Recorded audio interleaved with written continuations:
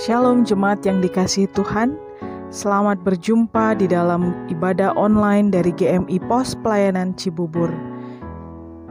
Hari ini kita merayakan Minggu Pentakosta, hari turunnya Roh Kudus. Kiranya setiap kita yang beribadah hari ini boleh mengalami curahan Roh Kudus di dalam kehidupan kita. Tuhan memberkati.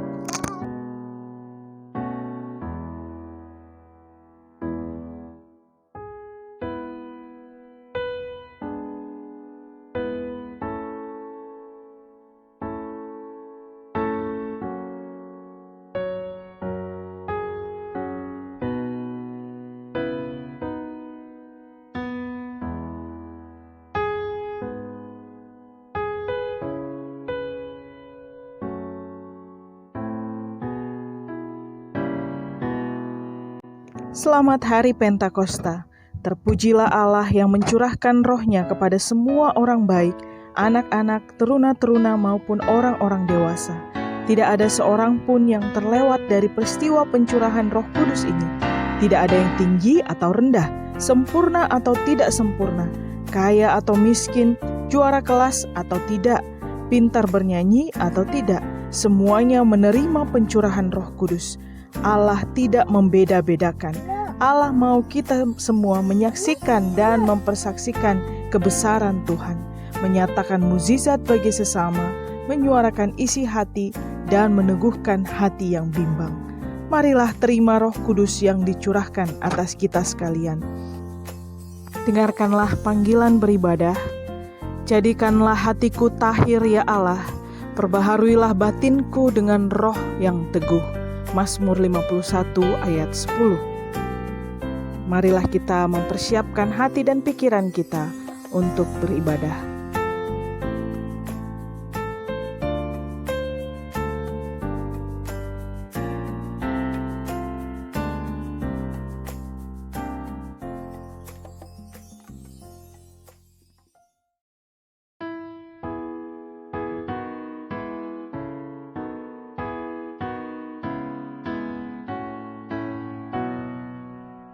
Ya sumber kasih Roh Kudus, pancarkan api-Mu, sehingga hati kami pun penuh semangat-Mu. Engkau ilhami kaum nabi menulis Alkitab.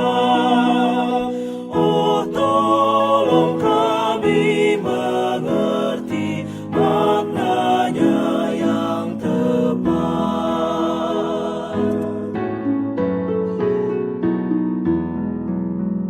Ya Roh Kudus, melayanglah di atas yang gelap, di hati kacau dan resah, ciptakanlah terang. Ya Roh, di dalam cahaya-Mu Sang Bapa dikenal, terungkap bagi kami pun kasih-Nya yang kekal.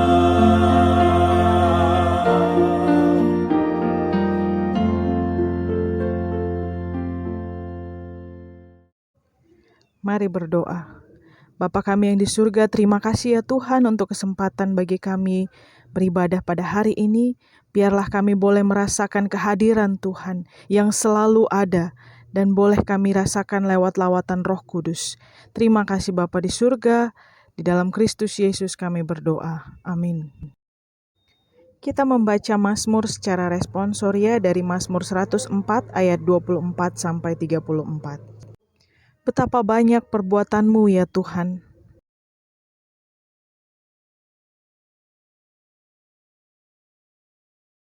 Lihatlah laut itu besar dan luas wilayahnya.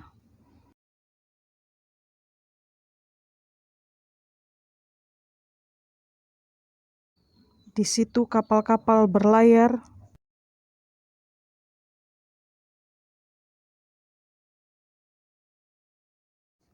semuanya menantikan Engkau. Apabila Engkau memberikannya, mereka memungutnya.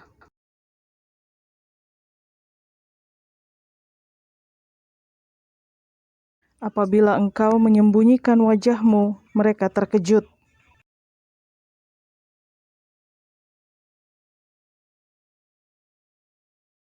Apabila Engkau mengirim Roh-Mu, mereka tercipta.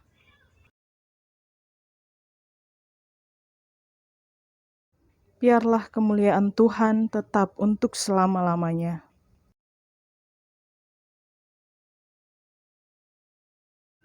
Dia yang memandang bumi sehingga bergentar. Aku hendak menyanyi bagi Tuhan selama aku hidup.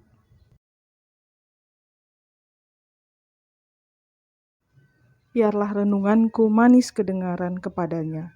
Aku hendak bersukacita karena Tuhan.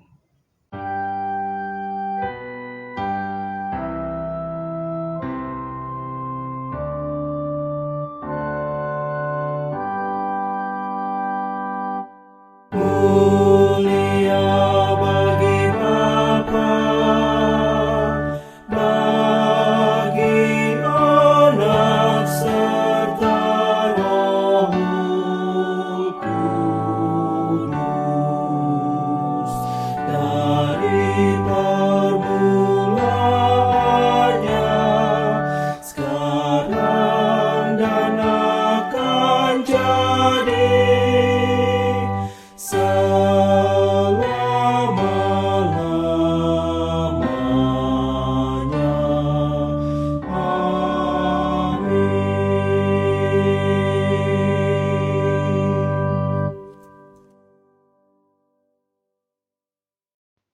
Bersama dengan gereja di sepanjang abad dan tempat, marilah kita mengucapkan pengakuan iman rasuli. Aku percaya kepada Allah, Bapa yang Maha Kuasa, Khalik langit dan bumi, dan kepada Yesus Kristus, anaknya yang tunggal Tuhan kita, yang dikandung daripada Roh Kudus, lahir dari anak darah Maria, yang menderita di bawah pemerintahan Pontius Pilatus, disalibkan, mati dan dikuburkan. Pada hari yang ketiga, bangkit pula dari antara orang mati, naik ke surga, duduk di sebelah kanan Allah, Bapa yang Maha Kuasa, dan akan datang dari sana untuk menghakimi orang yang hidup dan yang mati.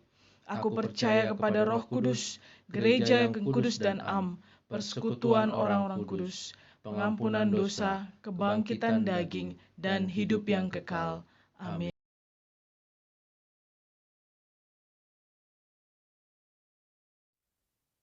Saudara, sebelum kita mendengarkan firman Tuhan, marilah kita berdoa. Ya Allah, kami sungguh bersyukur dan berterima kasih untuk kebaikan Tuhan dalam kehidupan kami. Hari demi hari Tuhan menyertai kami, menuntun langkah-langkah kami. Saat ini kami mau belajar dan mendengarkan firman Tuhan. Biarlah Bapa Engkau menerangi kami semua. Biar firman-Mu boleh bertumbuh di dalam kehidupan kami. Pakai hamba-Mu yang tidak ada apa-apanya ini. Di dalam Kristus kami berdoa. Amin. Saudara, pembacaan Alkitab di Minggu Pentakosta ini diambil dari Yehezkiel pasal 37 ayat 1 sampai 14. Lalu kekuasaan Tuhan meliputi aku dan Ia membawa aku keluar dengan perantaran Roh-Nya dan menempatkan aku di tengah-tengah lembah, dan lembah ini penuh dengan tulang-tulang. Ia membawa aku melihat tulang-tulang itu berkeliling-keliling dan sungguh amat banyak bertaburan di lembah itu. Lihat, tulang-tulang itu amat kering. Lalu ia berfirman kepadaku, "Hai anak manusia, dapatkah tulang-tulang ini dihidupkan kembali?" Aku menjawab, "Ya Tuhan Allah, Engkaulah yang mengetahui." Lalu firman-Nya kepadaku, "Bernubuatlah mengenai tulang-tulang ini dan katakanlah kepadanya, hai tulang-tulang yang kering, dengarlah firman Tuhan. Beginilah firman Tuhan Allah kepada tulang-tulang ini. Aku memberi nafas hidup di dalammu, supaya kamu hidup kembali. Aku akan memberi urat-urat padamu dan menumbuhkan daging padamu. Aku akan menutupi kamu dengan kulit dan memberikan kamu nafas hidup, supaya kamu hidup kembali, dan kamu akan mengetahui bahwa akulah Tuhan. Lalu aku bernubuat seperti diperintahkan kepadaku, dan segera sesudah aku bernubuat, kedengaranlah suara. Sungguh, suatu suara berderak-derak, dan tulang-tulang itu bertemu satu sama lain. Sedang aku mengamati-ngamatinya, lihat, urat-urat ada dan daging tumbuh padanya. Kemudian kulit menutupinya, tetapi mereka belum bernafas.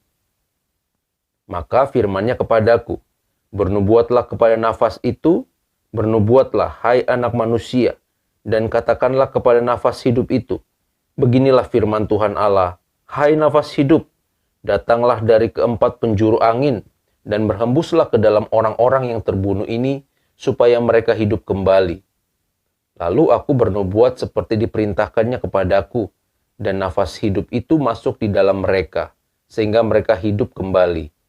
Mereka menjejakkan kakinya suatu tentara yang sangat besar. Firman-Nya kepadaku, hai anak manusia, tulang-tulang ini adalah seluruh kaum Israel. Sungguh mereka sendiri mengatakan, tulang-tulang kami sudah menjadi kering, dan pengharapan kami sudah lenyap. Kami sudah hilang. Oleh sebab itu, bernubuatlah dan katakan kepada mereka, beginilah firman Tuhan Allah. Sungguh, aku membuka kubur-kuburmu dan membangkitkan kamu, hai umatku, dari dalamnya, dan aku akan membawa kamu ke tanah Israel. Dan kamu akan mengetahui bahwa akulah Tuhan, pada saat aku membuka kubur-kuburmu dan membangkitkan kamu, hai umatku, dari dalamnya. Aku akan memberikan rohku ke dalammu, sehingga kamu hidup kembali, dan aku akan membiarkan kamu tinggal di tanahmu. Dan kamu akan mengetahui bahwa aku, Tuhan, yang mengatakannya dan membuatnya. Demikianlah firman Tuhan. Demikian pembacaan firman Tuhan, berbahagia kita yang merenungkan dan melakukan dalam kehidupan sehari-hari.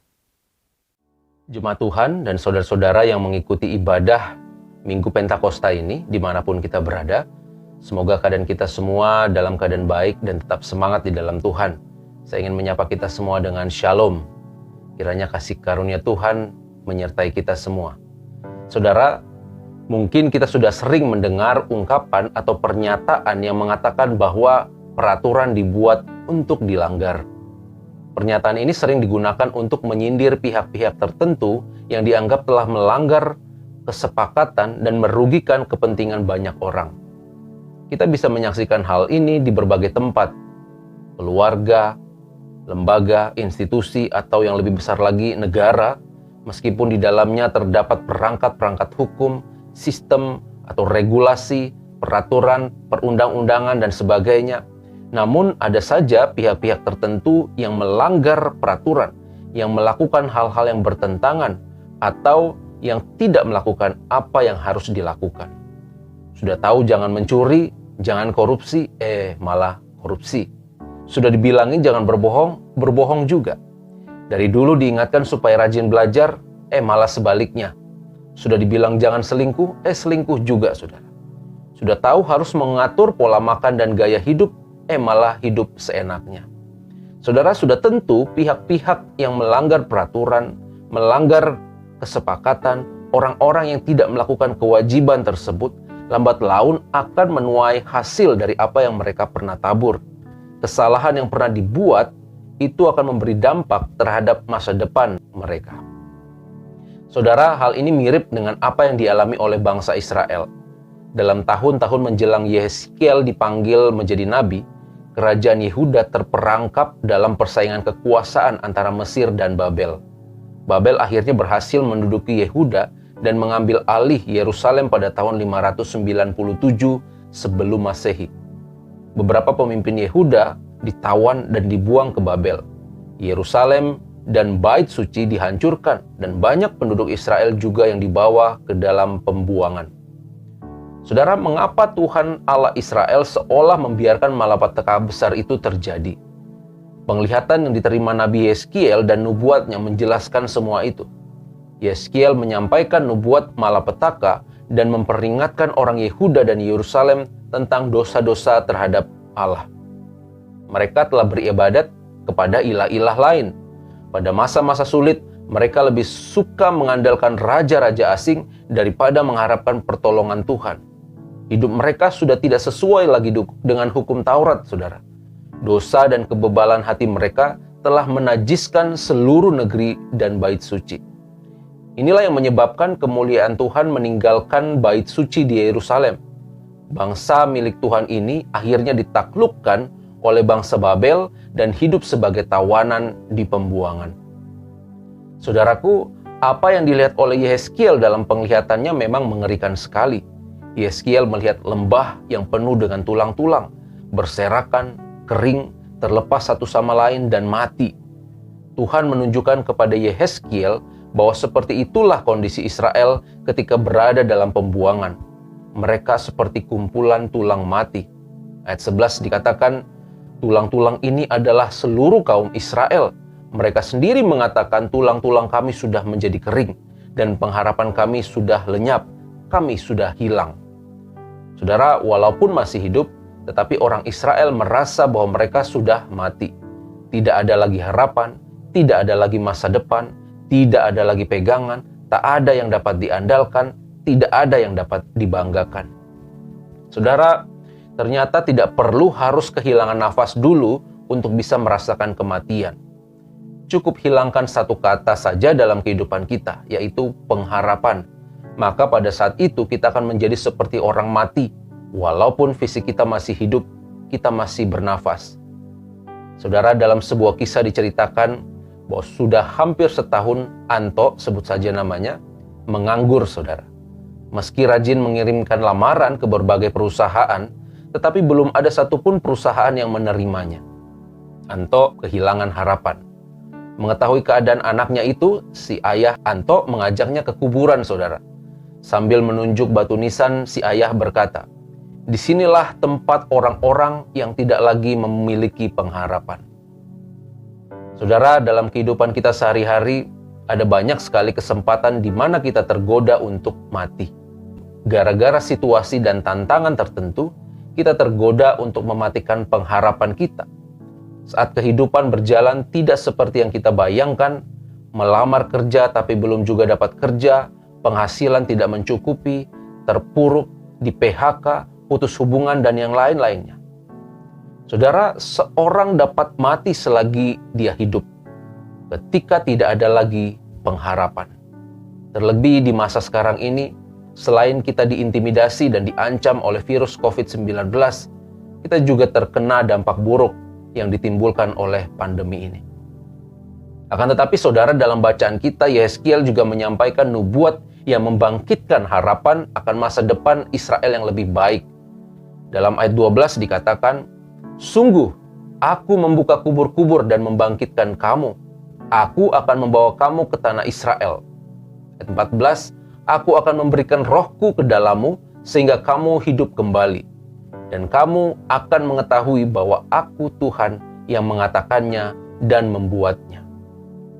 Saudara, di tengah lembah penuh tulang-tulang manusia, Allah bertanya, dapatkah tulang-tulang ini dihidupkan kembali? Mustahil sepertinya. Akan tetapi Yehezkiel tahu kalau di tangan Allah tidak ada yang mustahil. Karenanya ia menjawab, "Ya Tuhan Allah, Engkaulah yang mengetahui." Melalui nubuatan Yehezkiel di ayat 10 dikatakan bahwa tulang-tulang itu kemudian diubahkannya menjadi suatu tentara yang sangat besar. Tuhan berjanji akan membebaskan mereka dari pembuangan dan menuntun Israel kembali ke Yerusalem. Saudara yang dikasihi Tuhan Yesus Kristus, tulang kering menggambarkan kematian yang dikisahkan dalam nubuatan Yehezkiel ini mungkin saja terjadi dalam kehidupan kita. Kita tidak bergairah dalam menjalani kehidupan kita. Kita tidak semangat, tidak antusias dalam menggarap kehidupan dan kesempatan yang Tuhan percayakan. Hidup menjadi tanpa tujuan, tanpa pengharapan, tidak mampu lagi menatap masa depan. Hidup seolah tidak ada artinya lagi. Atau kita mungkin tahu mana yang baik, apa yang harus dilakukan, tetapi saat ini kita tidak memiliki energi untuk mengerjakan yang baik itu, yang kita tahu itu. Kita tidak berdaya, saudara. Saudaraku, jika itu yang terjadi, kita membutuhkan Tuhan. Kita diingatkan oleh firman Tuhan hari ini, bahwa melalui rohnya, Allah dapat menghidupkan kita. Roh Allah sanggup memulihkan keadaan kita. Di hari Pentakosta ini saya mengajak kita semua untuk merenungkan peran Roh Kudus dalam kehidupan kita. Roh Kudus menuntun kita orang percaya pada sumber hidup, yaitu Tuhan Yesus, saudara. Tanpa Roh Kudus, orang tidak dapat melihat dan masuk dalam kerajaan Allah. Roh Kudus yang memperbarui seseorang. Roh Kuduslah yang membuat seseorang mengalami kelahiran baru, sehingga ia dapat mengerti kebenaran, percaya kepada Tuhan Yesus, bertobat dan diperbarui hidupnya dari sehari ke sehari. Saudaraku, betapapun kita terbatas dalam mengetahui dan memahami banyak hal, Roh Kudus akan menerangi dan menolong kita untuk mengerti maksud dan rencana Tuhan dalam kehidupan kita. Sehingga di suatu saat kita tidak terjebak dan tersesat. Kita senantiasa akan dituntun kepada jalan-jalan dan rencana Tuhan. Roh Kudus menolong orang percaya untuk dapat mengalirkan aliran air hidup. Saudara, kehidupan yang Tuhan anugerahkan dan yang kita terima, ini tidak hanya berhenti untuk diri kita sendiri, tetapi juga harus kita bagikan kepada orang lain, agar mereka juga merasakan dan mengalami kehidupan tersebut. Hidup kita menjadi berarti, saudara, kalau kita bisa menjadi berarti bagi orang lain. Hidup kita bisa menjadi hidup kalau kita mampu menghidupkan orang lain. Nah, Roh Kuduslah yang menolong kita untuk melakukannya, saudara. Ia bukan saja menerangi kita supaya mengerti, tetapi juga menolong kita untuk menghidupi kebenaran firman Tuhan.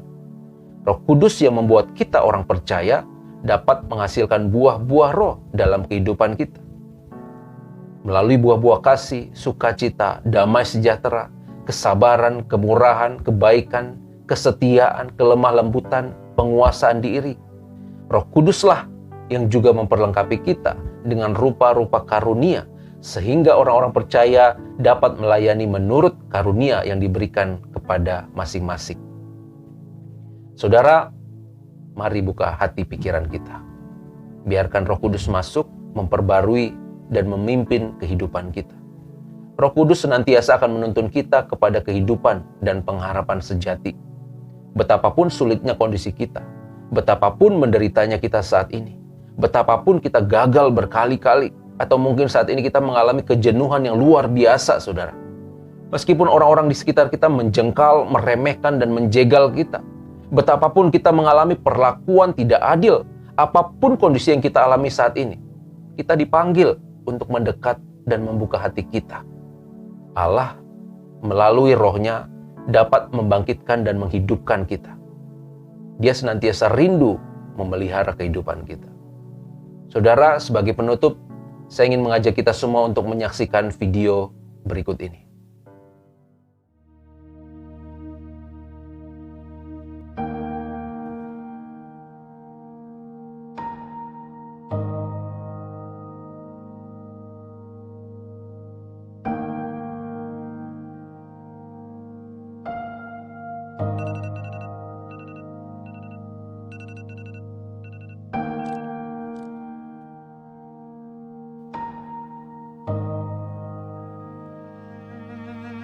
Dalam kehidupan yang kita jalani, mungkin ada banyak peristiwa yang terjadi yang tidak kita mengerti. Hidup ini seolah tidak pernah bersahabat. Kita mengalami penolakan. Kita merasa galau, hancur, terpuruk jika kita melihat keadaan kita. Kita begitu takut dan khawatir tentang masa depan. Kita merasa tidak berarti. Tidak ada yang dapat mengerti apa yang kita rasakan. Tidak ada yang mampu menyelami apa yang kita alami. Kita merasa sendiri. Orang-orang di sekitar kita sibuk dengan dunianya, asik dengan urusan dan kepentingannya masing-masing.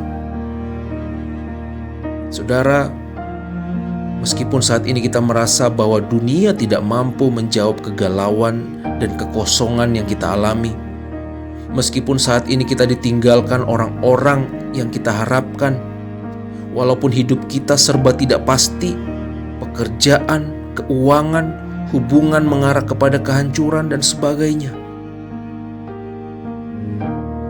Saudara, jangan putus asa. Miliki pengharapan. Ada satu sahabat yang setia, yang mengerti keadaan kita.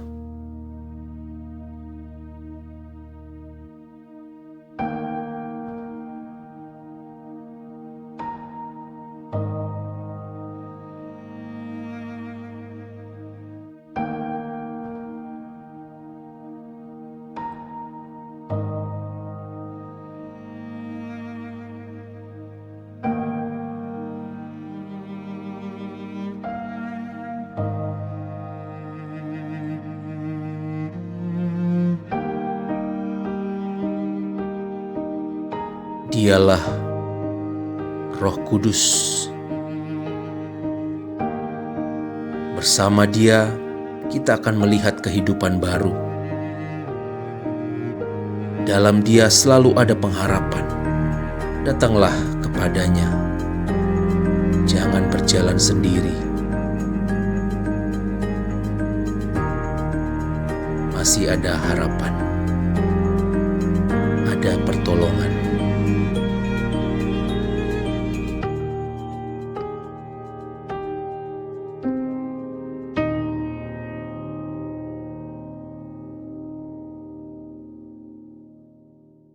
Saudara, carilah Tuhan, maka kita akan selalu menemukan kehidupan baru.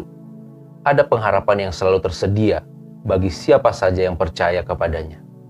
Ingat dan percaya bahwa bersama Tuhan yang hidup, kita selalu memiliki pengharapan dan kehidupan.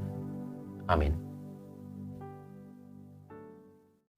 Mari kita berdoa. Ya Allah, kami sungguh bersyukur dan berterima kasih untuk firman Tuhan yang boleh kami dengar. Kami diingatkan bahwa Roh Allah sanggup memulihkan keadaan kami. Roh Kudus senantiasa menuntun kami kepada kehidupan yang baru. Di dalam Tuhan kami memiliki pengharapan. Terima kasih Bapa, biarlah firman-Mu ini senantiasa boleh menolong dan mengingatkan kami untuk kami tetap kuat di dalam menjalani kehidupan ini. Dalam Kristus kami berdoa dan mengucap syukur. Amin.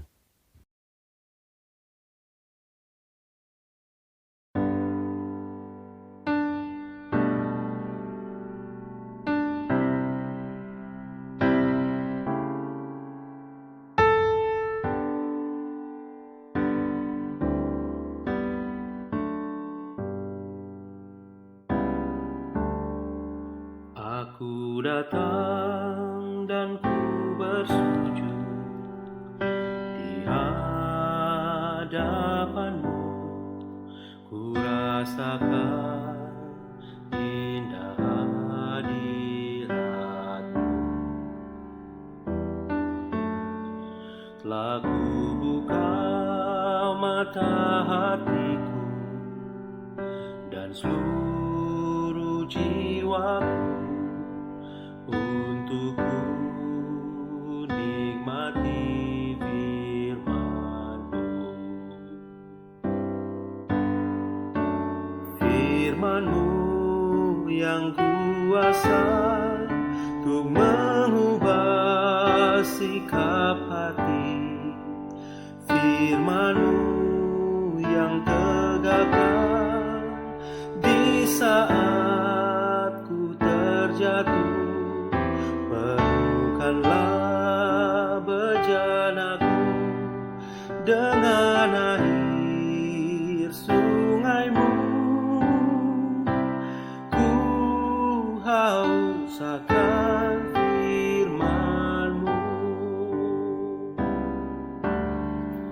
Aku datang dan ku bersujud di hadapan-Mu. Ku rasakan indah hadirat-Mu.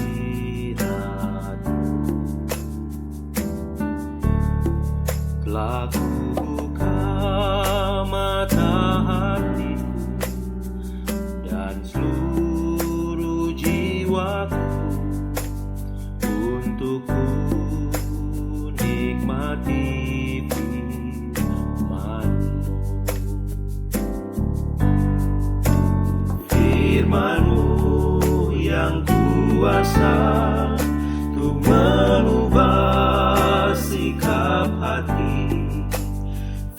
firman-Mu yang tegakkan di saat ku terjatuh. Penuhkanlah bejanaku dengan air sungai-Mu. Ku haus akan firman-Mu. Ku haus akan firman-Mu.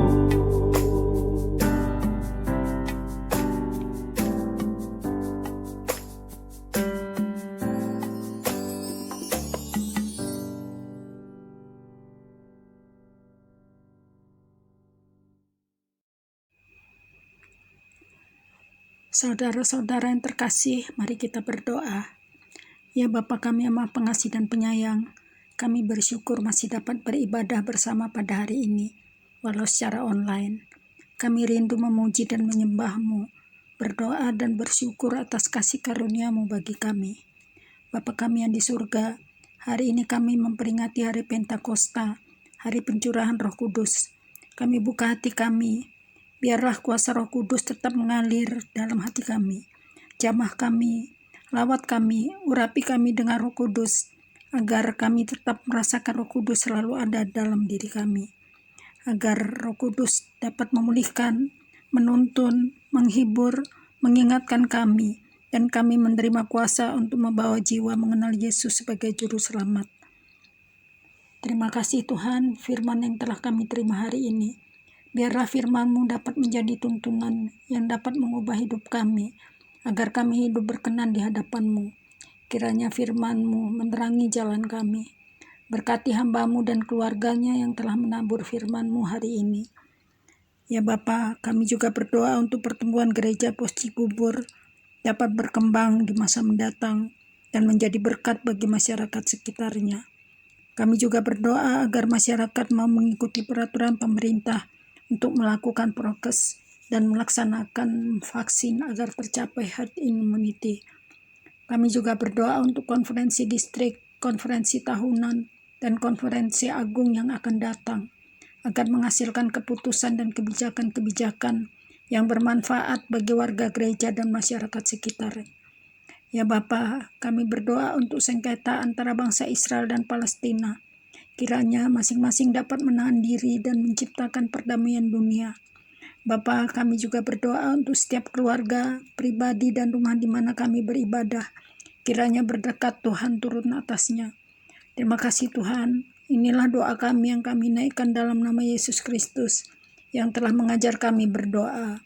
Mari kita berdoa bersama. Bapa kami yang di surga, dikuduskanlah nama-Mu. Datanglah kerajaan-Mu, jadilah kehendak-Mu di bumi seperti di surga.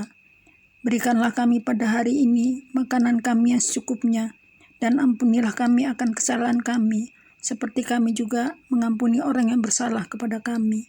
Dan janganlah membawa kami ke dalam pencobaan, tetapi lepaskanlah kami daripada yang jahat, karena Engkau-lah yang mempunyai kerajaan dan kuasa dan kemuliaan sampai selama-lamanya. Amin. Saudara yang dikasih Tuhan, Allah sanggup memulihkan setiap keadaan. Dan Tuhan rindu menolong dan memulihkan keadaan kita. Kalau saat ini kita mengalami berbagai tantangan, pergumulan, mari buka hati kita di hadapan Tuhan. Berjalanlah bersama dengan Roh Kudus. Roh Kudus akan menuntun, menolong, mengarahkan kita, menghibur kita di dalam setiap perjuangan kehidupan kita. Tuhan memberkati kita semua.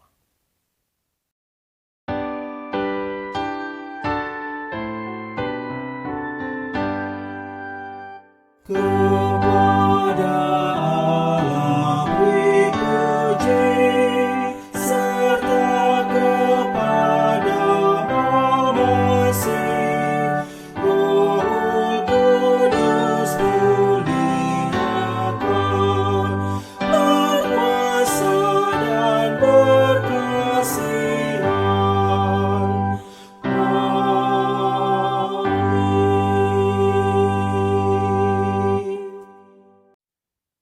Jemaat dan saudara-saudara yang dikasih Tuhan, Mari arahkan hati dan pikiran kita kepada Tuhan dan terimalah berkat Tuhan. Kiranya kasih daripada Allah Bapa kita dan kasih di dalam anaknya Tuhan Yesus Kristus, serta persekutuan, penghiburan, penyertaan Roh Kudus, itulah yang menyertai kita dari saat ini sampai selama-lamanya. Amin.